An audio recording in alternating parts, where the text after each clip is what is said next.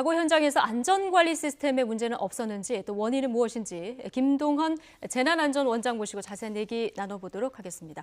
어서 오십시오. 네, 안녕하십니까. 네. 자, 먼저 현장에 있었던 근로자가 당시 상황을 상세하게 이제 증언한 얘기가 있는데요. 들어보고 얘기를 좀 나눠보도록 하죠. 네, 그러시죠. 갑자기 이제 꽝 하는 폭음 소리와 함께 이제 등이 다 나갔어요. 깜깜해가지고 그냥 막 위에서 왔어 그냥 돌가루 같은 게 떨어지는 거예요. 그 순간에 이제 가스가 꽉 찼어요. 이제 그 안에가.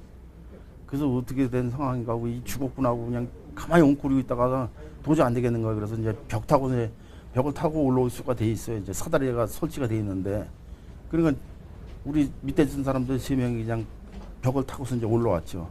그래갖고 나왔는데 막 이제 구토가 나는 거지. 이제 가스 냄새를 맡았으니까 그런 상황이었어요. 이제. 네. 그러니까 이제 지하철에서 작업을 하는데 폭발이 있었고요. 집안이 붕괴가 됐고 그리고 이제 안에 가스가 차기 시작했다는 건데요. 이 상황을 좀 어떻게 볼 수 있을까요?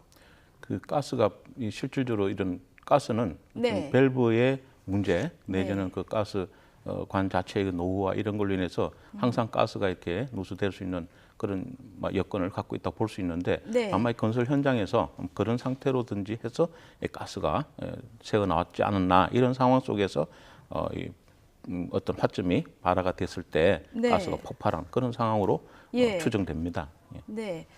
자, 취재 기자 이야기로는 이 가스통과 연결된 호수를 근로자들이 이제 안으로 들어가는 그런 과정에서 가스가 폭발한 것으로 추정한다 이런 얘기를 했거든요. 네. 그러니까 그 호스 상에서도 어떤 문제가 있을 수 있고요. 호수 상에서도 문제가 있을 수 호스, 있고요. 밸브 여러 가지 이런 부분에 그 취약한 부분들이 있으니까 그런 것에 좀 무게를 둘 수 있겠습니다. 네. 그런데 이제 현장에 그러면 이제 이게 새는 가스가 있었다는 얘기잖아요. 그러죠. 이거는 왜 있었던 겁니까? 가스가 전날 작업에 의해서 뭐 남은 가스가 남아 있었던 겁니까? 뭐 그런 것보다도 지금 어떤 그 하드웨어 상에 그러니까 어떤 시설 상에서 그런 문제점으로 인해서 가스가 조금씩 새어 나와서 이게 쌓여 있지 않나 이런 생각을 제가 좀 해봤습니다. 실제로 가스라는 거는 이제 눈에 보이지 않으니까 잘 가스가 새는 걸 잘 모르는데 그래서 이제 가스가 또 그게 또 사실은 공기보다 좀 낮고 이런 가스들이 그래서 이런 가스가 많이 나와 있을 때 그 부분에 어떤 발화점이 생기게 되면은 폭발하게 되죠. 그건 가스뿐만 아니라 우리가 기름도 이 유증기란 게 있습니다. 그래서 기름도 거기에다 증기가 나와서 이렇게 밀폐된 공간이 있게 되면은 거기도 발화점이 있으면 폭발하게 되고 또 뭐 그런 밀폐된 공간에 먼지가 작은 먼지, 미세먼지가 많이 쌓였어도 그 먼지에서도 거기서도 또 폭발이 될 수 있습니다. 그래서 여러 가지 폭발 요인이 있을 수도 있는데 이런 상황에서는 아마 가스가 채여 있어서 그렇다 이렇게 볼 수 있겠습니다. 네, 워낙 큰 폭발음이 있어서 오늘 아침에 저희 이제 목격자들 제보가 계속 이어졌었거든요. 증언에 따르면 이제 집이 흔들릴 정도의 굉음이었다 이렇게 이제 증언들이 있는데요. 가스가 공기 중에 이렇게 조금만 남아 있어도 이렇게 큰 폭발 사고가 일어날 수 있습니까? 뭐 그렇진 않죠. 희석돼 버리고 이러니까 그 보통 남아 있는 잔류 가스들은 이제 희석이 되어서 날아가는데 이게 그 같은 시간대에 많이 농축되는 상황 그 밀도가 있을 때 이제 그렇게 폭발한다고 볼 수 있습니다. 지금 그러면 이제 현장에 가스가 왜 있었는지 이 부분을 밝혀내는 게 중요할 것 같은데요. 그렇습니다. 아까 잠깐 얘기를 하셨지만 밸브의 문제일 수도 있고요. 가스관 자체가 낡았을 가능성도 있습니다. 또 호스도 아까 문제 있을 수 있고 여러 그 하드웨어적으로 어떤 문제가 있지 않겠나 이렇게 보는 겁니다. 이 부분에 대한 조사가 좀 철저히 이루어져야 되지 않겠습니까? 그렇습니다. 그래서 국가수가 아마 들어가서든지 아마 조사를 할 것 같은데 그런 부분들 해서 세심하게 조사를 해야 될 상황일 것 같습니다. 지금 오늘 그 구조를 보면은 사고 현장에서 밑에서 지하철 그 15m 아래에서 이제 공사를 하고 있었는데 그 위에 다리가 있지 않았습니까? 그렇습니다. 그러니까 이제 이 다리에 지반 보강 공사를 하기 위해서 이제 진행이 되고 있었는데요. 지하 15m 아래서 작업이 있었는데 폭발 이후에 이제 지반 붕괴가 있어서 오늘 사고가 더 커졌다 이렇게 볼 수 있는 건가요? 그러죠. 그러게 되면은 이제 또 그 다리 자체도 또 위험하게 되고 복합적으로 그 집안 자체가 다 문제가 될 수 있다고 볼 수 있죠. 그래서 아마 다리 부분도 정밀안전 점검을 다시 한번 하고 이렇게 해서 전체적인 새로운 좀 구조적인 어떤 문제가 없는지 검토하는 게 필요할 것으로 생각합니다. 네, 원장님. 그런데 건설 현장에는 안전관리 규칙, 뭐 규정 이런 게 다 있지 않습니까? 다 있죠. 그것도 법으로도 돼 있고. 그래서 어떤 법이 있을까요? 우리 건설 기술 요즘 그 지난 5월 19일 날 그 제정된 그 시행된 건설기술진흥법이라고 그 네. 시행령이 지난 5월 19일 날 제정 5월 19일이 얼마 안 시행됐고, 예, 시행됐고 또 네. 5월 25일 날 또 시행 규칙이 또 발효됐습니다. 그 공교롭게 이렇게 지금 바로 이런 법이 발효되어서 그 법에 의하면은 건설 기술에 대한 진흥도 있지만은 건설 안전에 대한 부분도 많이 그 녹여져 있습니다, 법에. 그래서 네.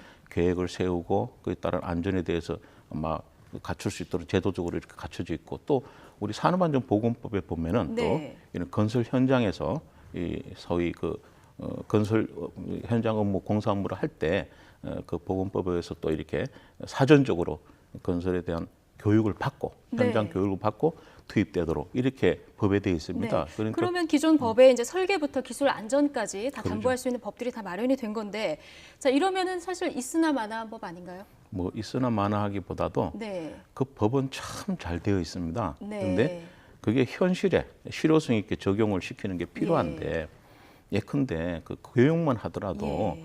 교육 한 번 받고 나면은 네. 뭐 보수 교육이란 게 없습니다.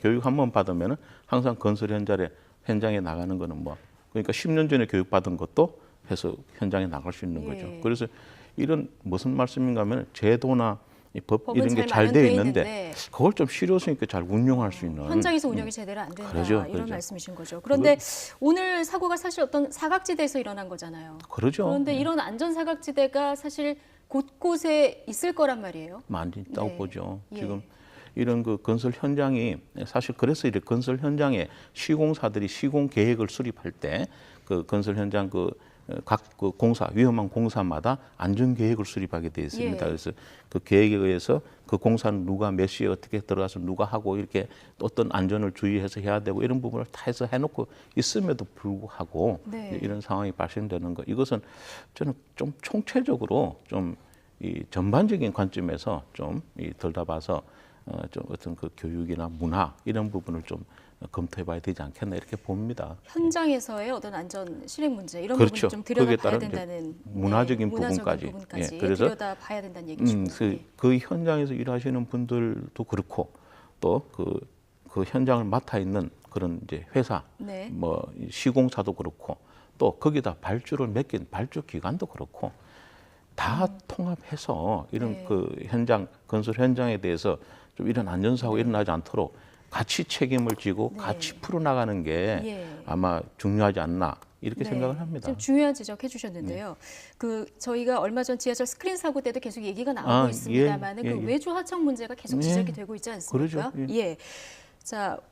이번에도 또 이제 외주 하청 문제가 나오는데 건설사들 시공 현장에서 이 하도급이 보통 몇 단계 정도로 이렇게 아주 그것은 돼 뭐 있나요? 예, 어떻다고 이렇게 뭐 말씀드린 것지만 관행적으로 관행적으로. 예, 이제 이루어지는 부분들이죠. 네. 그래서 실질적으로 그 이 하도급 관행 자체는 뭐 건설 현장에서 또 건조를 시키기는 힘들고 네. 다만 이제 하도급 했을 때 그 하도급 업체에 대한 네. 관리나 이런 부분을 좀 예. 잘해야 된다 이렇게 네. 봅니다. 그럼, 지금 네. 조금 사실 다른 각도로 이렇게 예. 보시면은 지금 뭐 이제 그 업계는 그 하도급이나 또는 이제 그 공급해주는 회사들에 대해서 예. 그 업체 공급해주는 회사들이 이런 안전 관리를 제대로 하고 있나 안 하나 따라서 그걸 안전 관리를 잘 해야 네. 이제 그 회사에서 물건을 사주고 예. 또 거기에 의뢰를 하고 하는 그러한 이제 제도로 지금 갖고 있는 그런 추세가 또 되고 있습니다. 그래서 네네. 이런 부분도 이제 앞으로 좀 그런 소위 어떤 현재의 그 관행보다도 이 실질적으로 실효성 있는 이런 제도를 좀 도입해서 가는 것도 필요하지 않나 이렇게 생각합니다. 네, 어쨌든 뭐 하청, 도급, 일용직이라고 해도 그러죠. 안전 교육이 다 이루어져야 되는 건데요. 그럼요. 이 부분이 제대로 안 됐을 때 책임은 누구한테 있는 겁니까? 그것은 이제 뭐 결국은 그 제도 자체의 문제는 제도. 예. 그렇게 안 해도 되는 제도가 그게 문제가 되는 거죠. 네. 그래서 지금 우리 그 산업안전보건법에 의해서 건설 현장에 근무하실 그 분들은 이제 그 근로자들은 교육을 4시간을 받고 그 교육 필증을 가지고 있어야 이제 현장에 가서 근로를 할 수 있는 이런 상황인데 네. 그것만 한 번만 받고 나면은 뭐 더 이상 받을 필요 없는 그런 교육이 돼버립니다. 아까 네. 말씀드렸습니다마는 몇 년 동안 뭐 10년, 20년 그냥 그 정 하나로 갈 수 있는 예. 이런 상황이기 때문에 요즘 얼마나 이 세상이 많이 빨리빨리 바뀌고 예. 뭐 시대가 바뀌고 어제 다르고 오늘 다르고 이런 상황 속에서 옛날에 그 받은 그 교육으로 그걸 적용한다는 것도 문제고 또 두 번째는 그 교육 자체가 얼마큼 실효성 있는 교육이냐. 네. 4시간을 받아서 이런 건설회사 전문적인 업무까지 교육을 시킬 수 있겠습니까? 저 네. 없다고 봅니다. 그러니까 예. 그것도 뭔가 이렇게 전시행정 보여주기 정도의 네. 수준이 아니냐. 그래서 이 근로자들도 탓하는 것도 중요하고 뭐 이 또 시공사 네. 발주처도 중요하지만은 이런 교육을 시행하는 이 국가에서도 그런 부분을 좀 잘 네. 아울러서 좀 실효성 있는 제도, 실효성 있는 일들이 됐으면 좋겠다는 네. 생각입니다. 알겠습니다. 지금까지 뭐 전례에서 보면은 근로자 개인의 책임으로 이제 넘어가고 끝나는 경우가 많은데요. 사실 이번 원인 조사 같은 경우에는 그 뭐 시설의 노후한 부분이 없었는지 구조적인 네. 문제는 없었는지 이걸 좀 들여다 봐야 할 것 같다는 그렇습니다. 생각이 됩니다. 그렇습니다. 네, 오늘 얘기 잘 들었습니다. 고맙습니다. 네, 감사합니다.